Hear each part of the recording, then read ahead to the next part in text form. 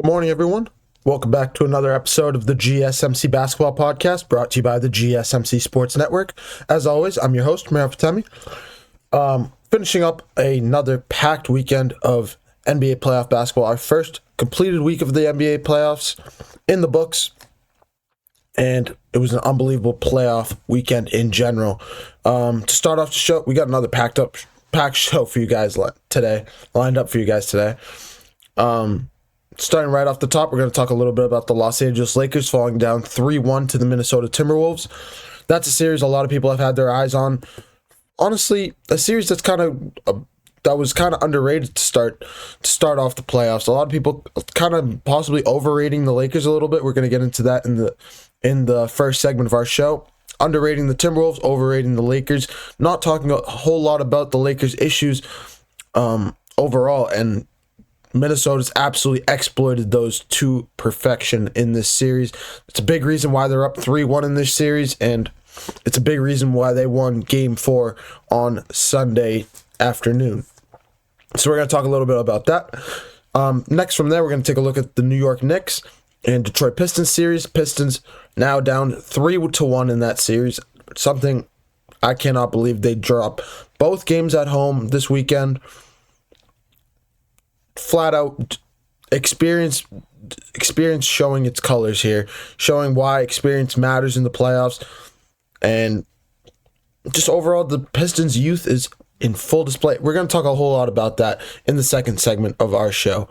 And then from there, we're going to talk a little bit about the Orlando Magic, how they possibly might have the most room to improve in the offseason with how they've played against the Boston Celtics in their series.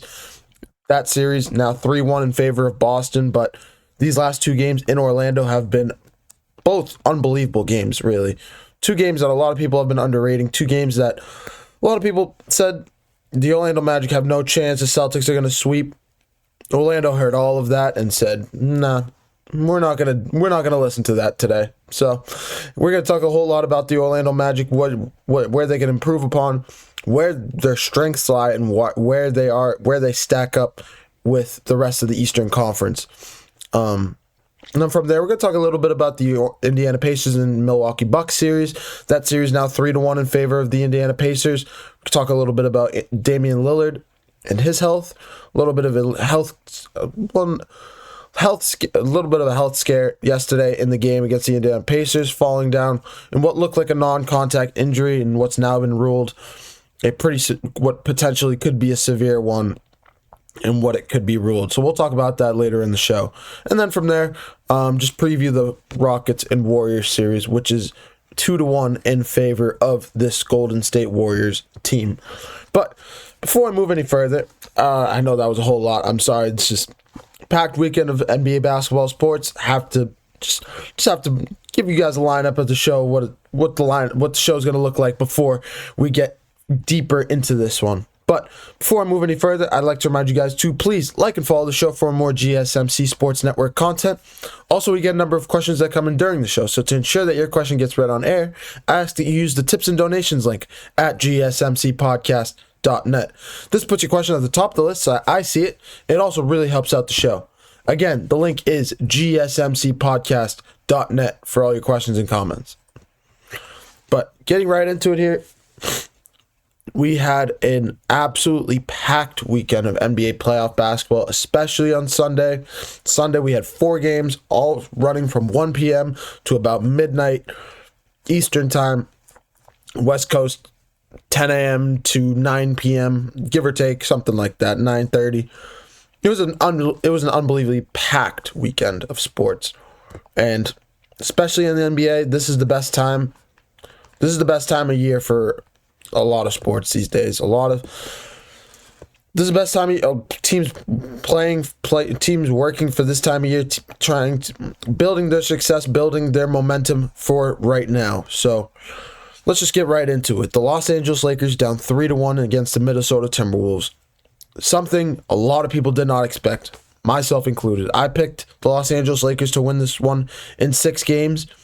I thought the star power of Luka Dončić and LeBron James would be too much for an Anthony Edwards to handle by himself. let's just say I did not expect the guys that Anthony Edwards had around him, and I absolutely underrated those guys. Guys like Jaden McDaniels, guys like Julius Randle, Naz Reid, Dante DiVincenzo on the defensive end of the ball. Guys, this Minnesota Timberwolves team is not a bad team. It's their team. They're proving right now that this Minnesota Timberwolves team can go all the way to the conference finals, if not the NBA finals. If they pull I think they're scratching the surface for one of those teams that can contend with the Oklahoma City Thunder. That's what this Timberwolves team is proving right now. A young Timberwolves team. They got a lot of veterans with adding Julius Randle to the team in the offseason, continuing to grow around their core guys of Anthony Edwards, Jaden McDaniels, Naz Reid, adding a Dante DiVincenzo, bringing him from the New York Knicks, and with a trade with sending Karl Anthony Towns to New York. Still have Rudy Gobert and a Defensive Player of the Year candidate in as their center. This team is by far. I don't know what I was thinking. Like, what were any of us thinking? To underrate a team like this? On paper, this team can stack up with anybody in the Western Conference. But when you watch them in person, when Julius Randle can shoot he shot 9 for 22, but in the first half he was lights out from his shot was lights out in general in the first half. Anthony Edwards dropping 43 points in Game 4. 43 points, 12 of 23, 5 of 10 from three-point range. Absolutely leading the way for this Minnesota Timberwolves team. Jaden McDaniels continuing to prove why he's an X factor in this series. Game 1 in averages. In the games that they won in Game 1 and Game 3, I believe he's averaged about 25 points in both of those games. Game 2, I believe he only had 9 points. And it was a big reason why that offense was sputtering the way it was in Los Angeles. But yeah, he's been an absolute crucial X factor on the offensive end. Continuing to be a defensive guru. Only one steal in Game 1, in Game 4, but continued to be causing Luka Dončić a whole bunch of problems on the offensive end of the ball. Overall, Jaden McDaniels is a top wing defender in this league. We know he is. He's Marcus Smart-esque in terms of how he can defend the wing offensive players like the Jason Tatums of the world, the Luka Dončić, the SGAs of the world. Simple point guard, small shooting guard, small forward is right in Jaden McDaniels' wheelhouse, and he's continuing to prove that right now. Another player that's not gotten a lot of love and continued to prove his worth, especially in the fourth quarter of Game 4, is Naz Reid. A player that scored all 12 of his points in the fourth quarter, did not miss a shot in the fourth quarter, made big bucket after big bucket down the stretch in the clutch. I believe he made 2 or 3 threes in a row in the last 4 minutes of the game. The Timberwolves stole this game. The Lakers had the lead in this game for 96% of it. All the way up to about the 4-minute mark of the fourth quarter. They had control. They went into the fourth quarter with a 10-point lead. They went into halftime with the lead. They held control of this game offensively better than I've seen them all season, all playoffs. In all of their games, this was their best game offensively, for sure. But the way they were a balanced attack, the way they controlled the pace, the way they forced the Minnesota Timberwolves to take bad shots early on, at least before the fourth quarter, it was nothing short of, I don't want to call it, I would call it spectacular if they won, but it was a great performance offensively from this team. Luka Dončić finishing with 38 points, LeBron with 28 and 12, 27 points, 12 rebounds. Rui Hachimura being the X factor in this one, finishing with 23 points. Rui Hachimura was absolutely an X factor in this one. His shooting down the stretch, his shooting overall in the whole game, he finished with 23 points. Shot 5 of 10 from three-point range, shot 9 of 16 from the field. Major props to Rui Hachimura, a player that has been kind of not taking a hit, but a guy after the Anthony Davis trade, bringing Jackson Hayes with being the big name in the center position, in the big man position for this team. But Rui Hachimura has been, the way he can shoot the ball, the way he can play like a Karl Anthony Towns-esque. He can shoot, he can defend, he can get in the low post. I called him, while I was watching, I called him masked up Rui because he had the mask on his face. We all remember masked up Kyrie or LeBron back in the day, in those Cleveland days. It was a great performance from Rui, and I was really happy to see his success. He's a player that does not get a lot of love, especially with the big three in LA. Kind of just gets the eye to the side. Just nobody really, just good to see him succeed overall. But yeah, I think this game, I don't have a whole lot of time in this segment, but I'll get into it really quickly. This game came down to what I've mentioned time and time again with this Los Angeles Lakers team. Something that's been glaring since probably game 2. When they lost game 3 the way the Lakers did, even though Luka Dončić was sick, there was reports that Luka Dončić was throwing up on the sideline, having a tough time, especially when he reached the fourth quarter of that game, just tired, exhausted, only finished with 17 points in game 3. Something we don't really expect from Luka Dončić come playoff time very much. But Luka Dončić cannot do it by himself. LeBron James cannot do it by himself. When you have 5 players playing 32 minutes in the second half, playing every minute of the second half, all 5 players not playing any substitutions, and you expect a 40-year-old, you look at a 40-year-old in LeBron James that plays 46 minutes and scores 0 points in the fourth quarter because he gets 0 rest in the second half. Turnover after turnover. He's going to get a lot. He got so much heat because of this game. You saw it time and time again. It's everywhere online right now. And it's because he has the name and he has the image that he has, the brand that LeBron James holds.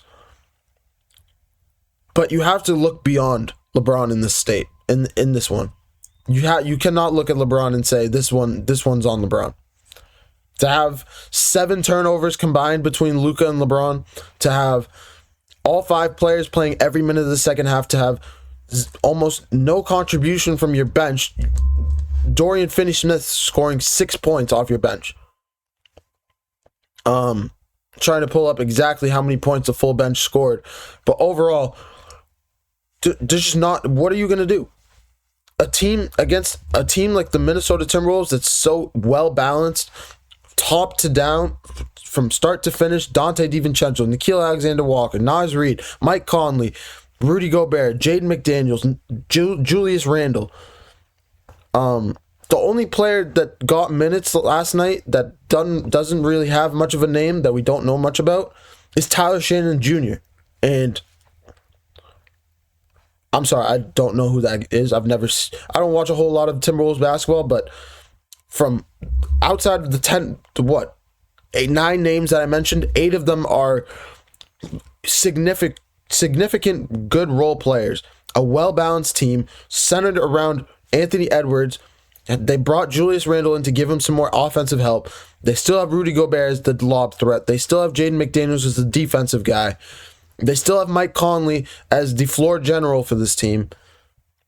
This is one of the most well-balanced teams in the NBA, and that matters in the NBA playoffs. As much as star power matters, like the Lakers have with LeBron and Luka, overall well-balanced also is key in the playoffs, and that's what the Timberwolves proved last night in this one. Major props to them. They're up 3-1, and it looks like the Lakers are going down. So we're going to have to make a separate segment about what really transpired in Los Angeles this season, giving a full recap from the Luka trade to Anthony Davis in the regular season, the way he was showing out the first 2/3 of the season before February rolled around, and then what really happened to this team in the playoffs. We're going to have to go over everything that happened in this one.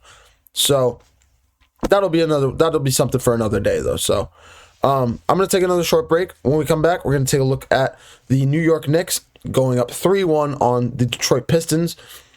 Overall, something I did not expect from the Detroit Pistons, and an X factor that proved itself not only in Game 3, but in Game 4 as well. 2 games that really revolved around one guy in particular that has not gotten a whole lot of love from me, a player that I've kind of not really scoffed at or sneezed at, but somebody that I've underrated for a while, and it's time to give him his flowers. I'm going to take a short break, and when we come back, we're going to take a look at New York Knicks basketball. Don't go anywhere.